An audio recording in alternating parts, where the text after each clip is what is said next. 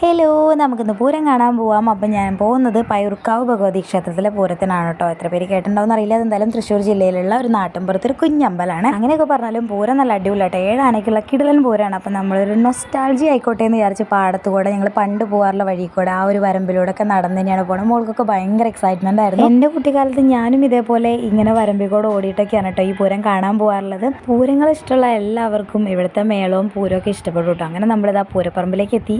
ആദ്യം തന്നെ ഈ തിരക്കിൻ്റെ ഇടയിൽ കൂടെ തിരക്ക് മുമ്പേ പോയി നിന്നിട്ട് നല്ല കിടിലനായിട്ടൊന്ന് താളം പിടിച്ചാണ്ടല്ലോ ഒരു വല്ലാത്ത എനർജി കേട്ടോ.